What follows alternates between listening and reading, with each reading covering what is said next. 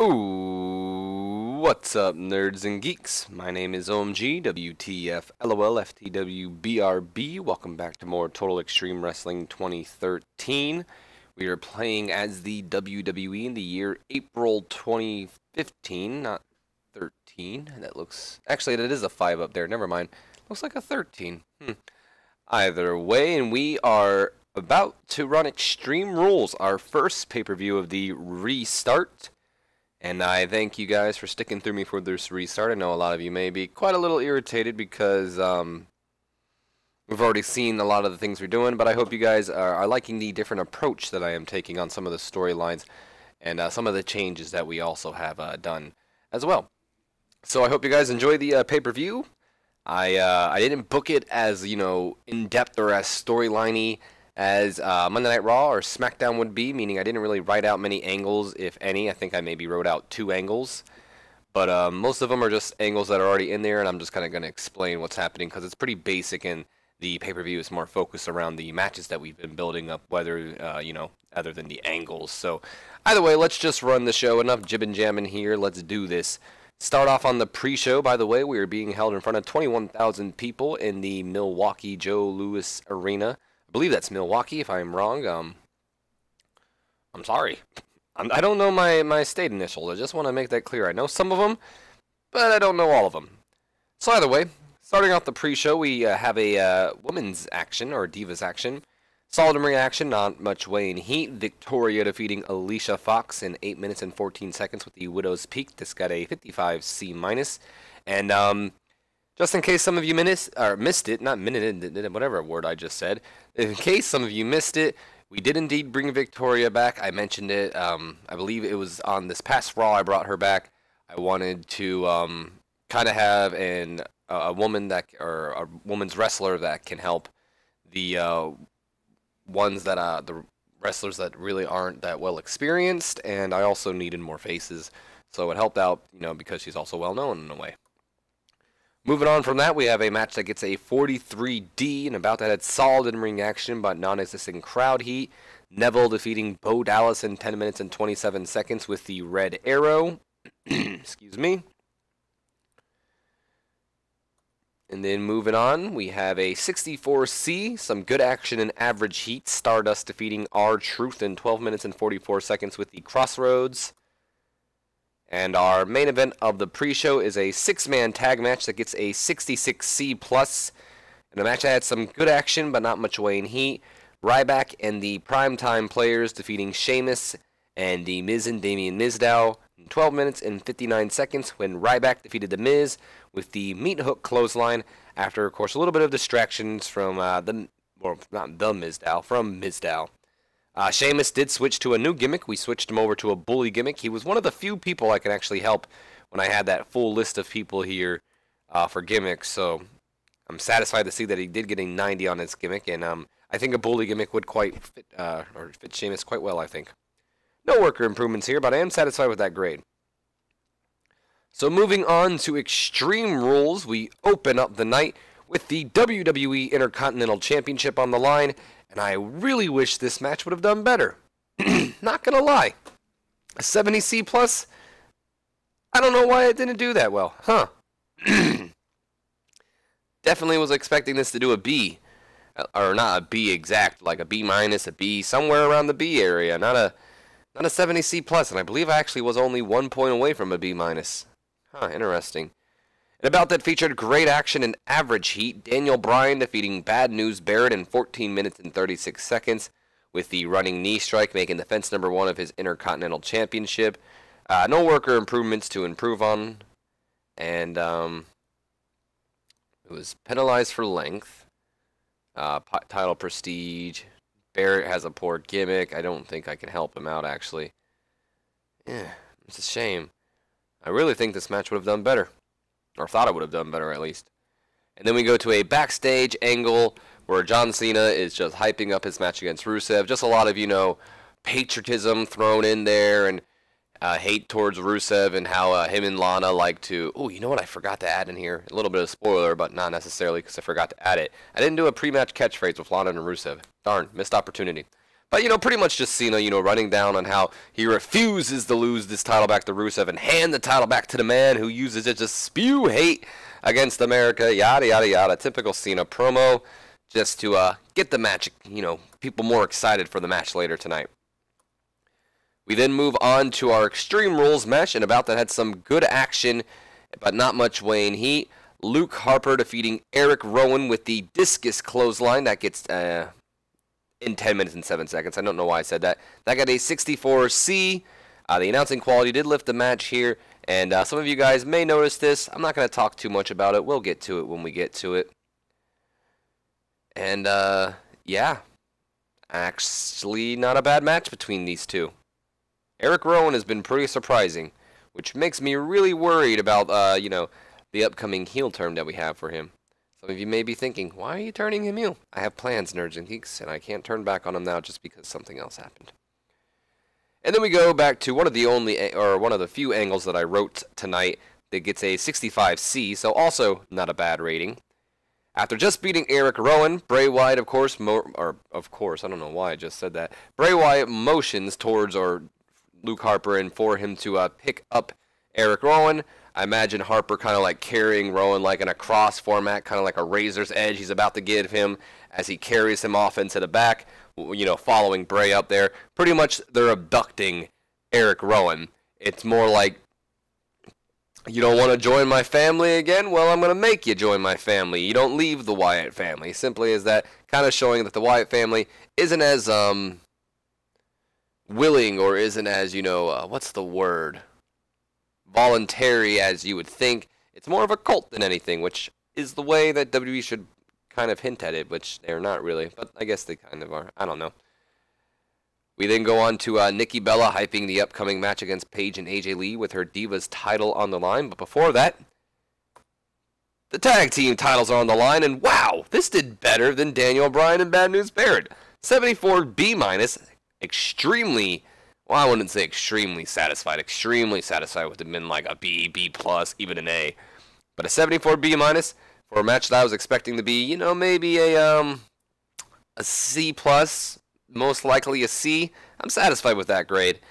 So we have in a match that had some good action, but not much weighing heat. The Uppercats defeating the Usos in 12 minutes and 40 seconds when Tyson Kidd defeated Jey Uso with the Cesaro swing into a drop kick after Natalya interfered. I kind of wish, in fact, let's just not do that. Let's just go with the Blockbuster, because I believe that is another one of his moves. And the Uppercats make defense number 2 of their tag team titles. The Usos, of course, have great chemistry together. And I believe this is the first time we're seeing some worker improvements. Cesaro is improving in technical, and Tyson Kidd is improving in performance. Very satisfied with this grade. And then we go on to Triple H backstage, psyching up both Big Show and Kane for the upcoming Steel Cage tag team match we'll have later on tonight against Dean Ambrose and Dolph Ziggler. And then, as the two monsters are leaving, in comes the WWE Champion Seth Rollins. And he's kind of talking to Triple H about the match a little bit, even though I only have him based on overness. But it's more, just Triple H psyching up Rollins tonight, like, you got Orton, don't worry about him, yada, yada, yada. 2 good grades there. We got a good, I think it was an 80B for the Show and Kane one, and then we have this 85B+ here. I am satisfied with that. Seth Rollins did switch his gimmick as well, and he switched over to a perfectionist gimmick, and he got an 86, which is awesome. I believe he gets good bonus for that, so yes, he does indeed. Good, good, good. Moving on, we have our Divas title match, which gets a 50D+, and a match that had some good action, but not much weighing heat. Title change, Nerds and Geeks. AJ Lee defeating Nikki Bella and Paige. Dave Scott, keep it in. The pants, please. 9 minutes and 49 seconds is the time. I don't know, Nerds and Geeks, why I keep saying these times like that. Weird speech is going on. Either way, AJ defeating Nikki Bella by pinfall with a quick roll-up, winning her 4th Divas Championship and setting the record as the Diva with the most reigns as a Divas Champion. Brie Bella did some good work ringside, and all in all, AJ Lee capturing the title, getting it off Nikki, and Nikki doesn't set the record like she did in real life. Not that I am mad that she set the record. I don't want to make it seem like I am mad about it. I'm not. I just honestly, going into the pay-per-view, I did have Nikki Bella retaining, but as I was booking the match, I felt like it made more sense in the long haul for AJ Lee to retain or win the title back. So I guess in a way, you're welcome, Dave Scott. But I didn't do it for you, just so you know, buddy. I did it for the game. We'll see how this goes. 50D plus, though, I wish I would have had a lot better. But with AJ now with the titles on the line, I feel like we might be doing better. Honestly, Paige has really been holding back, I feel. What exactly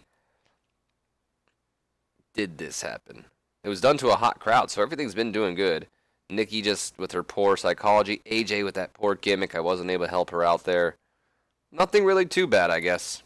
But this was not a good match to follow up, I guess. Either way, and then we go off to just Paige, being angry that Nikki was pinned, and then attacks AJ from behind, this is my house, all that fun stuff.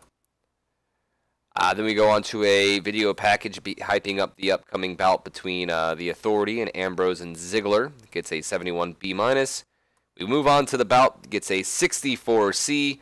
Great action and average heat. Dean Ambrose and Dolph Ziggler defeating Kane and the Big Show in a steel cage match in 14 minutes and 45 seconds when Dean Ambrose and Dolph Ziggler escaped the cage. And Dolph Ziggler. I specifically wanted them to escape the cage because I like that finisher more. I think it's a lot of fun. It's how cage matches should be. Not a bad match. Wish I would have gotten a little bit higher on this, but what can you do? We then go on to an 80B for a video package hyping up John Cena versus Rusev, which is a last man standing match. And the match gets an 83B+. Probably the match of the night right there, nerds and geeks. Super satisfied with that. And about that featured great action and a good crowd. John Cena defeating Rusev in a last man standing match in 17 minutes and 54 seconds when Rusev could not beat the 10 count after an attitude adjustment. Cena making defense number 4 of his United States Championship. He also took a crazy bump in that match, that crazy Cena going through spotlights and stages and whatever else John Cena's really gone through. Making Rusev look strong. Rusev is also improving in Rumble skills, and that's probably the best match we'll ever see out of Rusev, if I'm being honest, but I'm satisfied with it. Moving on, before the next match, Bray Wyatt appears on the Tron. I'd like to imagine Roman Reigns is already in the ring at this moment. Appears on the Tron. He says, "We're here, Roman Reigns. We're finally here. We've arrived to your day of reckoning. Tonight I'm going to drag you through the pits of hell and show you just how lucky you are to walk in my world.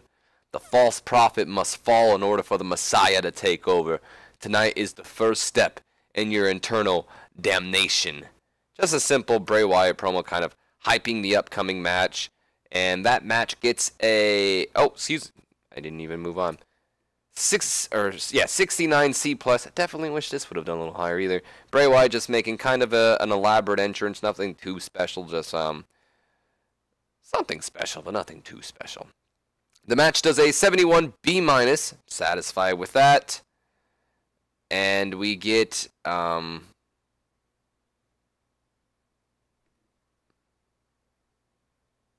Interesting. About to feature great action and average heat. Bray Wyatt defeating Roman Reigns in 16 minutes and 15 seconds with the Sister Abigail after being turned on by, you guessed it, nerds and geeks, Eric Rowan, his friend from Monday Night Raw. Bray Wyatt sticks to his words. He told Roman, "I hope you find a friend because I want to see the look on your face when I take him from you." And he did just that. He took Eric Rowan tonight after Harper beat him to a point where he couldn't really answer anymore, and then he brainwashed him practically to joining back up with the Wyatt family. Eric Rowan is back. Unfortunately, I am noticing this, and I'm a little kind of pissed off about it, nerds and geeks, because I don't remember the thing saying it was too soon for me to do it, and that suffered because of it. He got a 68 rating for that, and that is no good. Not satisfied with that at all. At all. But let's turn Eric Rowan, shall we? Complete the turn. Eric Rowan. And you know what is surprising about that, Nerds and Geeks? It just said the turn was a complete success. I'm not going to lie. I thought that wasn't going to be a success at all. And the reasoning why I thought it wasn't going to be a success is because it said it was slightly too soon. So it wasn't too soon to change Roman Reigns' gimmick, but it was too soon to change or turn Eric Rowan yet. I don't know. I don't believe this. That I don't remember it saying that. I feel like I would have noticed it. Either way, Eric Rowan does join back up with the Wyatts, turning heel in the process, and now I guess you can say he's under the control of Bray Wyatt, but it's not necessarily that way. It's just Bray Wyatt opened his eyes, I guess. Roman Reigns is improving in performance, so that is pretty cool there. Not a bad grade, though, to be honest. We didn't see Randy Orton walking down to the ring. That gets just a regular old 78B. Thank you for that generic grade. Or not generic grade, I should say easy grade. Thank you, Orton. Then we have a video package hyping up Seth Rollins versus Randy Orton, and our main event of the night gets an 83B+. Thank you guys for pulling in a good match. And about that featured great action and a good crowd. Seth Rollins defeating Randy Orton in 19 minutes and 57 seconds with the Phoenix Splash. Pulling out the big guns tonight, I see. And he makes his first defense of his WWE title in decisive fashion. Orton with that low morale. Thank you for that. 83B+, I can work with that.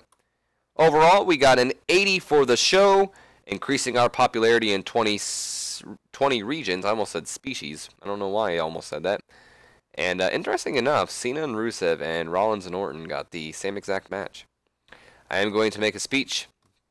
We are going to give a speech to Seth Rollins, Randy Orton, and let's do Rusev because he lost. So let's do Rusev to let him know, you know what, Rusev, you did a good job. So I want to compliment them on good performances, all three of them. Next speech. Rollins was pleased, Orton was pleased, Rusev was pleased. The speech has been given. Jesse Goddard's the man. Jesse Goddard's. Who also, air quotations, dated. Oh, look, it even says there, Tara, or Victoria, as she's known now. PJ Black, better known as Justin Gabriel, won some tournament in CZW. Interesting enough that CZW tournament somehow is higher up than my Extreme Rules pay-per-view. But, whatever. Excuse me, exactly why was it better? I mean, we did get an 80B. We did, like, almost 10 better than them. Wasn't even the best match. I had 10 times better. Why is this better? Why? Whatever. At least Lockdown wasn't better. That would have peeved me off more than anything. What did Lockdown do? 66C+. Kurt Angle ending the streak of EC3. Austin Aries winning the X Division title. Oh, look at that. Eddie Cruz quit. I don't know who Eddie Cruz is, but I guess good for you. Oh boy, look at all these people. Undertaker needing me a sign of position. Oh boy. Big E Langston, I wasn't booked. Kofi Kingston was booked. Everyone, I wasn't booked. Shut up, all of you. It's a friggin' pay-per-view. Not everyone gets on pay-per-view. Remember that. Taker returns. Awesome. Samoa Joe has left He was the ROH World Champion. I want to point this out. Hold on. Title history. ROH World Heavyweight Champion. Never defended it. He held it from week 2 to week 4 in the same month. What a champion, everybody. Welcome to NXT, Samoa Joe. Yeah. We got an 8.15 on that. Before we end this off, let's just go ahead and put Samoa Joe on NXT. I might have already done it, actually. In fact, I did. So, Undertaker just needs to be assigned a position. That's fine. We'll just auto-push everybody. And that'll do it. Look at our storylines. Just want to showcase them all to you. How come that hasn't started? Interesting. And we'll probably be changing up some of these coming up here pretty soon. Hope you guys have enjoyed. If you have, do me a favor. Don't forget to comment, like, and subscribe. My name's been OMG, WTF, LOL, FTW, BRB. I'll see you guys next time. So until then, have a good day.